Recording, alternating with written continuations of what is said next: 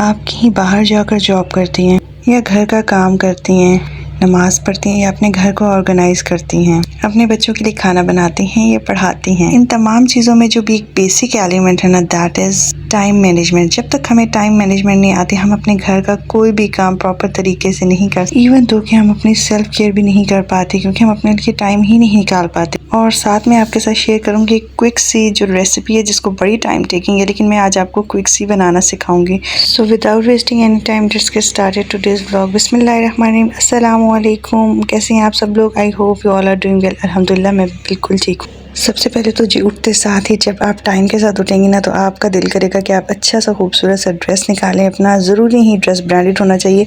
Simple dress है जो मैंने अपने लास्ट व्लॉग में आपको दिखाया भी है कि किस तरह से इसको मैंने डिज़ाइन किया है। ठीक है, एक पुरानी ड्रेस के जो कुछ फ्लावर्स थे उनको मैंने यहाँ एप्लिक कराया। तो जी डिटेल वीडियो अगर आपने जाके देखनी है तो ज़रूर मेरी ड्रेस डिज़ाइनिंग की वीडियो जो है मेरे चैनल पर जाकर देखिएगा और चैनल को सब्सक्राइब कीजिए।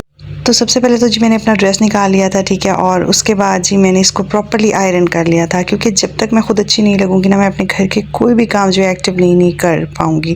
तो मेन इंपॉर्टेंट थिंग थी कि मुझे सबसे पहले तो टाइम से उठना था। ठीक है, आप टाइम से सोएंगे तो टाइम से उठेंगे, हमेशा बताती हूँ। और अपने दिन का जो स्टार्ट है ना, वो अपनी इबादत से किया करें तो आपके दिन में बरकत भी पड़ती है। आपका जो टाइम है ना वो बहुत अच्छे से मैनेज होता है। बस जी अच्छे से कपड़े पहनने के बाद, अच्छा सा ड्रेसअप होने के बाद, जैसे कि गर्मी बहुत ज़्यादा है तो अच्छा सा एक शावर लें। ठीक है, और शावर लेने के बाद जी आपके जो घर के काम है ना उनको स्टार्ट कर दें। अच्छा मेरी जो है ना ऑलमोस्ट तमाम क्लीनिंग मैंने कर ली थी। अब यहाँ पे ना थोड़े बहुत जो है बच्चों को, जैसे आजकल आपको पता है छुट्टियाँ हैं और बच्चों को कुछ ना कुछ दिल करता है, तो मैंने अपने बेटे को ना सीज़र और चार्ट पेपर्स वगैरह दे दिए थे ताकि वो कुछ एक्टिविटी कर सकें। इस तरह की एक्टिविटीज़ बच्चों को देने से उनका जो माइंड है ना वो भी ओपन होता है और वो बहुत सी ऐसी चीज़ें करते हैं जिससे आपको पता चलता है, आपको उनका जो एम है ना, जो बड़े होके वो बनना चाहते हैं, आपको इनकी छोटी छोटी चीज़ों से पता चलता है। तो स्क्रीन टाइम वगैरह भी होता है बच्चों का, जैसे छुट्टियों में ऑलमोस्ट उनको स्कूल जाते हैं तो उनको डेली रूटीन में इतना ज़्यादा टीवी देखने को नहीं मिलता। मोबाइल तो खैर बच्चों को ज़्यादा से ज़्यादा अवॉइड कराएं, आई साइट जो है ना बहुत अफेक्टेड होती है इस चीज़ से।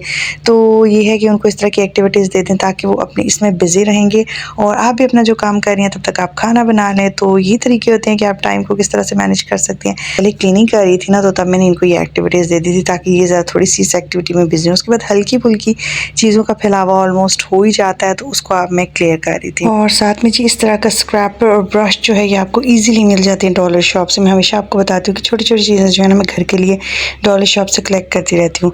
तो ये मुझे इतना इतना ईजी है ना मेरे लिए कि जब भी मेरे कारपेट पे कोई भी गंद होता है तो मैं बड़ी ईजिली इसको जल्दी से समेट लेती हूँ जैसे वो होता जाता है। तो ऑल ऑफ द सडन मैं उसको समेटती हूँ और उसके बाद जी अपने बिन में आके डाल देती हूँ। अच्छा बिन भी इस तरह के आप अगर चूज़ करते हैं ना अपने आउटसाइड एरिया के लिए, लाइक जो आप मेरा इंडोर एरिया है उससे आउटसाइड पे मैंने डस्टबिन जो है इस तरह का रखा हुआ है और इससे फैलावा नहीं होता और बड़ा नीट एंड क्लीन घर लगता है आपका। ठीक है, उसके अंदर एक बैग लगा दें एंड देन जब कोई ट्रैश आपने फेंकना है तो आपको इसको हाथ भी लगाने की ज़रूरत नहीं पड़ती, जस्ट फुट से आप इसको ओपन करते हैं। ठीक है, और डस्टबिन में जो भी आपने ट्रैश फेंकना उसको फेंक देते हैं। अच्छा नाश्ता वगैरह तो जी सुबह पहले ही कर लिया था सबने और उसके बाद मैं ज़रा रेडी हुई थी और फिर मैंने क्लीनिंग वगैरह की थी। और जी साथ साथ जो भी था ना, जो मेन बहुत ज़्यादा क्लीनिंग हो जाती है ना जिसको बहुत ज़्यादा टाइम टेकिंग कहते हैं, जिसमें आपको स्वेटिंग बहुत होती है, तो वो मैं कोशिश करती हूँ कि मैं पहले कर लेती हूँ और उसके बाद मैं अच्छा सा ड्रेसअप होके ना और जो भी लिटिल बिट चीज़ें होती हैं उनको मैं करना स्टार्ट करती हूँ। क्योंकि वो जो ज़्यादा वाली क्लीनिंग होती है ना वो करने के बाद मेरी कोशिश होती है मैं जो है शावर लूँ ताकि अच्छा स्मेल कर सकूँ पूरा दिन और ख़ुद भी अच्छी लगूँ और घर वालों को भी अच्छी दिखूँ। तो यहाँ पे जी अब मेरे बेटे ने कहा था कि मामा मुझे चूरी खानी है। था जो बच्चों की छोटी छोटी फरमाइशें होती हैं, बच्चे मूडी भी बहुत होते हैं। मैं तो सही बताऊँ तो मेरे बेटे के ये सम टाइम बड़े मतलब जो खाने में है ना वो टेंट्रम्स भी होते हैं, तो बड़ी मुश्किल से उनको फोर्सफुली खिलाना पड़ता है। तो बस यहाँ पे भी जी मैंने सोचा कि मैं उनके लिए बना लेती हूँ चूरी। और हस्बैंड ने कहा था कि वो अभी नहीं खाएँगे क्योंकि उन्होंने ब्रेकफास्ट, वैसे वो लेट करते हैं लेकिन आज उन्होंने जल्दी कर लिया था, तो उन्होंने कहा था बस मैं सिर्फ मिल्क शेक ही लूँगा और उसके बाद ना मैं अपने काम पर चला जाऊँगा। अच्छा जी, तो आप लोगों ने मुझे बताना है कि क्या आप लोगों की तरफ भी आजकल गैस का इशू हो रहा है। हमारी तरफ तो ऐसा हो रहा है कि काफ़ी दिन से ना मुझे कंप्रेसर के साथ ही गैस को थोड़ा बहुत भी जो आती है ना वो कंप्रेसर से ही आती है, अदरवाइज़ आती ही नहीं है और बड़ा मुश्किल हो जाता है। और कंप्रेसर की जो हीट है ना वो इतना हीट अप करती है कि काफ़ी दिन से मुझे ना इसकी वजह से सर का दर्द भी हो रहा था शदीद, जिसकी वजह से मैं ब्लॉग्स भी जो है ना वॉइस ओवर नहीं कर पाई। अच्छा, रोटी बना ली ना जिस टाइम, तो मैंने देखा तो मेरे पास जो देसी घी था वो तो ख़त्म हुआ था और जो मक्खन था वो फ्रीज़ हुआ था। देन फिर उसको मैंने निकाला, उसको मैंने थोड़ा-सा माइक्रोवेव में रख के उसको थोड़ा-सा मेल्ट किया। Then I add in the roti, और उसमें रोटी में मैं डालूँगी चूरी जी। तो ये बड़ी अच्छी होती है, बचपन में हम भी बहुत खाते थे और दिस इज़ वेरी हेल्दी। और देसी घी या मक्खन की चीज़ें तो वैसे ही बच्चों के लिए बहुत अच्छी हैं, बोन्स के लिए और उनकी हेल्थ के लिए बहुत अच्छी हैं। तो यहाँ पे जी इनको मैंने बिठा दिया था, और एक इस तरह के ना फाइबर क्लॉथ्स टाइप हैं, तो वो मैंने टेबल पे उनको रख के दे दिया था ताकि वो खुद से खाएँगे और ईज़िली ना फिर वो अगर कोई चीज़ गिर भी जाती है तो चलो वो मैं समेट लूँगी। Now I am going to make milk shake for my husband, जिसमें मैं डालूँगी सबसे पहले आमंड यानी कि बादाम। उसके बाद मैं डालूँगी जी दूध, और दूध के बाद मैं थोड़ा-सा लिटिल बिट ऑफ शक्कर डालती हूँ। अगर मेरे पास खजूरें यानी कि डेट्स अवेलेबल हों तो मैं वो 2 डाल देती हूँ, फिर मुझे शक्कर की ज़रूरत नहीं पड़ती। Otherwise I add brown sugar, और फिर उसके बाद मैं डाल देती हूँ जो भी मैंने एप्पल का बनाना है, बनाना का बनाना है, जो भी शेक बनाना है तो वो मैं फ्रूट ऐड कर देती हूँ। तो अभी मैं बनाना का बना रही हूँ तो इसलिए मैं बनाना एक ऐड कर दूँगी, एंड देन मैं इसको जो है ना प्रॉपर्ली जो है मिक्सर को चला दूँगी। अच्छा, ये जो है ना मिल्क शेक्स, इनको भी थोड़ा-सा हेल्दी रखने के लिए इनमें जैसे आमंड्स, डेट्स, ये चीज़ें आप ऐड अप करेंगे ना तो ये ज़्यादा अच्छा है। और अगर आप वेट गेन करना चाहते हैं तो फिर तो बहुत ही ज़रूरी है आप ये वाला मिल्क शेक पिएँ, आपका वेट बहुत अच्छा गेन होने वाला है। जिन लोगों को भी वेट गेन करने की ज़रूरत, स्पेशली फॉर द गर्ल्स जो अनमैरिड हैं या जो मैरिड भी हैं और वो वेट गेन करना चाहती हैं, तो नेवर गेन वेट, ठीक है। अगर आप लोग स्मार्ट हैं, आप लोगों की बॉडी की फिज़ीक इस तरह की है कि आप लोग स्मार्ट हैं, तो प्लीज़ स्मार्ट ही रहें, क्योंकि एक दफ़ा मोटा हो जाना, थोड़ा-सा भी वेट गेन हो जाए ना तो बहुत मुश्किल हो जाता है आपको उसको लूज़ करना, और हर कोई डाइट नहीं कर पाता, किसी को वीकनेस होने लग जाती है। हर किसी की बॉडी का अपना एक जो है ना मेटाबॉलिक रेट है, तो इस तरह से इन चीज़ों को अपने माइंड में रखिए। तो एक टाइम पे मैं भी खैर दुआ करती थी कि मेरा वेट बढ़ जाए, और बड़े मिल्क शेक्स पीती थी, 2-2 3-3 ग्लास पीती थी, तो उस टाइम मेरा वेट लगता ही नहीं था। तो अब जी यहाँ पे जी खैर साथ बताती चलूँ कि मैंने सैलेड का ज़बरदस्त सा बोल लिया, और साथ में बिल्कुल हाफ़ सी रोटी मैंने ली है, और यहाँ पे मैंने अपने लिए ना जो है, मुझे भिगो के रोटी खाना, लाइक बिल्कुल यूँ डिप करके खाना इतने मज़े की लगती है। बस जी फिर खाना खाने के बाद टाइम हो गया था मेरे बेटे पारा पढ़ाने का। तो बच्चों को छुट्टियाँ हैं तो इस चीज़ का बिल्कुल मत देखें, बच्चों को जो है ना घर में थोड़ा बहुत छुट्टियों के काम के अलावा भी काम करवाएं।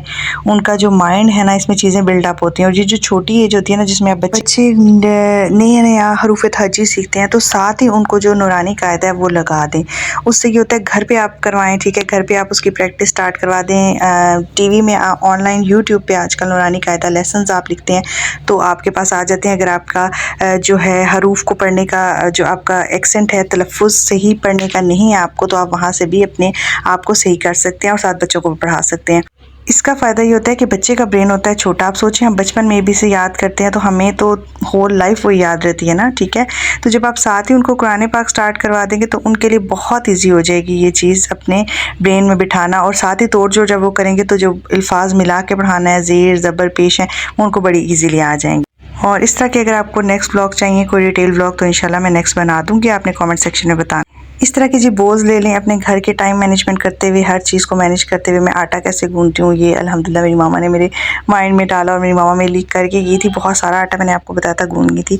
तो यहाँ पे जी आटा जब भी आप गूंदें ना, तो पहले तो मैं उसको पानी वगैरह लगा के सही तरह से प्रॉपर काफ़ी देर थोड़ा सा गूंद के मैं रख देती हूँ कपड़े से कवर करके। देन बाद में आके मैं उसको प्रॉपरली जो है ना गूंद लेती हूँ या नीड कर लेती हूँ, ठीक है। तो उससे ये होता है कि वो बड़ा सॉफ्ट बनता है। और 2-3 बोल्स ले लेती हूँ मैं, उनके अंदर मैं आटा रखती हूँ, एक मैं नीचे रख लेती हूँ जिसको मैं यूज़ करूँगी उस दिन के लिए, और उसके बाद जो है ना मैं फ्रीज़ कर देती हूँ, तो वो एटलीस्ट हफ्ते के लिए मेरा आटा इजीली चल जाता है। तो ये छोटी छोटी चीज़ें होती हैं जिससे आप टाइम मैनेजमेंट करते हुए उन कामों को अच्छे से करते हुए ना, अब आज जैसे मेरा आटे का जो पूरा वीक है ना वो टाइम मेरा बच जाएगा, तो वो मैं किसी और काम में लगा लूँगी। अच्छा, फिर हम आए थे जी छत पे, और ये आमंड्स थोड़े से मैंने लिए थे, हर चीज़ का एक्सेस नहीं होना चाहिए, लिमिटेड रखें।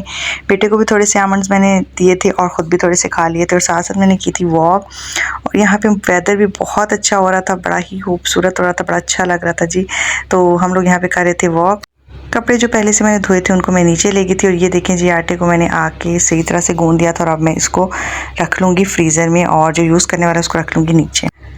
तो बस जी फिर उसके बाद क्या था कि मैं आज आपके साथ इतनी क्विक एक रेसिपी शेयर करने लगी हूँ ना कि कोफ्ते चिकन के किस तरह से बनाने। ये वाले मिक्सर सबके पास होते हैं जिसमें मसाला बनाते हैं हम, ठीक है। छोटी छोटी मैंने चिकन की बोनलेस बोटियाँ ली थी, और थोड़े से चिकन के साथ देखें आप इसमें बजट को भी मैनेज कर रही हूँ और अपने टाइम को भी मैनेज कर रही हूँ, ठीक है। और अगर आप बना के रखना चाहें तो आप बना के भी रख सकते हैं। इसमें मैं 2 से 3 पीसेस ऑफ जो है ना चिकन वो डालूंगी और इस मिक्सर को चला लूँगी। आप यकीन माने इतना कोई अच्छा कीमा बन जाता है और इतनी इजीली बनता है ना जिसका कोई अंदाज़ा नहीं। तो ये देखिए जी कीमा बड़ा फ़ाइन बन गया था मेरा।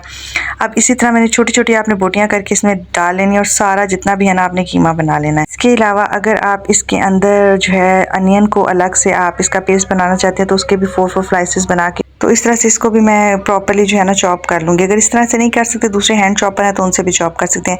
गार्लिक और प्याज को भी मैंने चॉप कर लिया था। अब इनको मैं मिक्स करूँगी, सारे इंग्रेडिएंट्स डालूँगी जो मैं आपके साथ स्क्रीन पे शेयर कर रही हूँ। जैसे सूखा धनिया, गरम मसाला पाउडर, लहसुन तो मैंने पहले डाल दिया था, प्याज और उसके अलावा जी मैं इसमें ऐड किया है मैंने धनिया और हरी मिर्ची, ठीक है। और फिर मैं मिक्स कर लूँगी। बॉल्स बना लिए मैंने। इसके ऊपर वैसे मैंने एग लगा के थोड़ा सा इनको फ्राई कर लिया था और अगर आप नहीं फ्राई करना चाहते तो वैसे भी आप कुक करें तो ये टूटेंगे नहीं। इसके अंदर अपने अंडा डालना है तो डाल लें, बेसन डालना है तो डाल लें। बेटे को इतनी देर लगी थी भूख तो ये जी KFC उस दिन ऑर्डर किया था तो ये इनके जो होते हैं ना डिनर रोल, ये मेरे पास एक पड़ा हुआ था तो मैंने सोचा चलें इनको एक छोटा सा बर्गर बना देते हैं। तो बस वही जी कोफ्ता टाइप था, मैंने उसको बिल्कुल यूँ फ्लैट कर दिया था और यहाँ पे जी मैंने लगाया केचप और एग भी जो साथ थोड़ा सा था वो भी मैंने इसमें लगा दिया था और ये मैंने छोटा सा मिनी सा बर्गर बना के अपने बेटे को दिया था। मेरा बेटा भी खुश हो गया था और इतनी देर में मैंने खाना भी तैयार कर लिया था। तो जी बस फिर उसी कढ़ाई में ना जिसमें मैंने एग किया था वो एक थोड़ी सी झाग सी बन गई थी क्योंकि एग सा मैंने बनाया था ना उसमें, तो फिर भी मैंने उसके अंदर किया और इतने मज़े के बने थे कि मैं आपको बता नहीं सकती। बस मैंने प्याज और लहसुन का मसाला भुना, उसके बाद मैं टमाटर डालूंगी और टमाटर के बाद जो मैंने एक चीज़ इसमें ऐड की है ना दैट इज़ दही। जब आप दही डालेंगे ना तो इसकी ग्रेवी बहुत थिक बनने वाली है। तो बस जी इनकी सही तरह से मैंने की भुनाई और इतना कुछ ये जो छोटी मोटी बोटियाँ हड्डी के साथ थी ना वो मैंने इसमें ऐड कर दी क्योंकि मैं वेस्ट कुछ भी नहीं करती। अच्छा ये देखें जी उसके बाद मैंने हरी मिर्चें ऐड की थी और ये सही तरह से मैंने मसाले की भुनाई की। अब मैं डालूंगी कोफ्ते और मेरा सालन हो जाएगा रेडी। आई होप वीडियो आपको अच्छी लगी होगी। थोड़ी सी भी वीडियो अच्छी लगी है तो प्लीज़ जाने से पहले आपने मेरे इस चैनल को सब्सक्राइब करना है। अगर ड्रेस डिज़ाइनिंग की वीडियोज़ आप देखना चाहते हैं कि घर में आप कैसे ग्रूम हो, कैसे अच्छे से कपड़े पहने तो मुझे ज़रूर कमेंट सेक्शन में बताइएगा। बस ये उसके बाद दही वगैरह ऐड करने के बाद यहाँ पे मैं ऐड कर रही हूँ कोफ्ते, ठीक है। और कोफ्तों को ऐड करके एक साइड के लिए मैं थोड़ी देर रखूँगी और कवर कर दूँगी, दैन उसकी साइड को मैं चेंज कर लूँगी। और जो मेरे मज़ेदार से कोफ्ते रेडी हो गए थे और जो मैंने सर्व किए थे वो किए थे मैंने जी घर की रोटी के साथ। और मस्ट ट्राई कीजिएगा, बड़ी क्विक रेसिपी है और आई होप आपको वीडियो अच्छी लगी होगी। प्लीज़ जाने से पहले चैनल को सब्सक्राइब कीजिएगा। अल्लाह।